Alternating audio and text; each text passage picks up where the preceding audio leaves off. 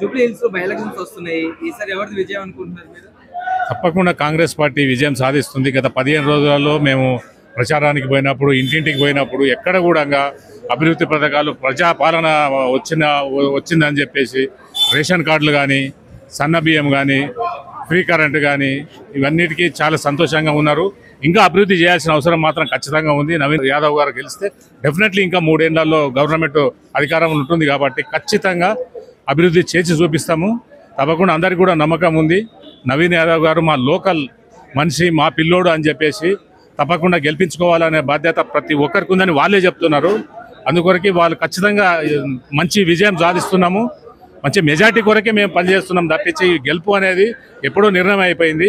ఇక్కడ వెంకటగిరిలో తాపీ మేస్త్రీల సభ కూడా వచ్చేది. అందరూ వాళ్ళు వచ్చి పూర్తి మద్దతు ప్రకటించారు. మంత్రి గారు కొండ సురేఖ గారు కూడా వచ్చారు. మా కలవకుర్తి ఎమ్మెల్యే నారాయణ రెడ్డి గారు వీళ్ళందరూ చైర్మన్లో అధ్యక్షతన మంచి జరిగింది, సక్సెస్ అయ్యింది. ఖచ్చితంగా బ్రహ్మరథం పడుతున్నారు ప్రజలు. నవీన్ యాదవ్ గారు కూడా చదువుకున్న వ్యక్తి, మంచోడు.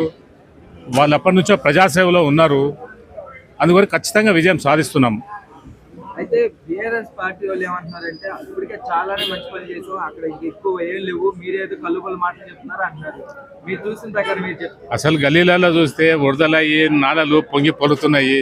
ఈ ఒక్క కృష్ణనగరే కాదు, ఈ ఒక్క వెంకటగిరి ఇది కాదు, హైదరాబాద్లో చాలా బస్తీలు ఎక్కడ చూసినా కూడా చాలా దరిద్రమైన పరిస్థితి ఉన్నాయి.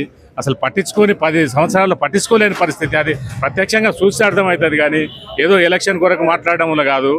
ఖచ్చితంగా చాలా పనులు ఉన్నాయి, చేయాల్సిన పనులు ఖచ్చితంగా ఉన్నాయి. అన్ని బస్తీల వాళ్ళకి చేయాలి.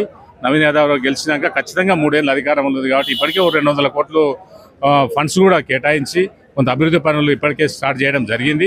ఇంకా చాలా చేయాల్సి ఉంది. 1000 కోట్ల పనులు చేసిన తప్ప ఈ ప్రజలకు మనం న్యాయం చేయలేము. ఎందుకంటే మెయిన్ డ్రైనేజ్ వర్షం పడితే ఆ చిన్నపిల్లలు అందులో కొట్టుకోవడం, బైకులు కొట్టుకోవడము ఇవన్నీ ఎన్నో జరుగుతూ ఉన్నాయి. అందుకొరకు ఖచ్చితంగా సక్సెస్ అవుతాము.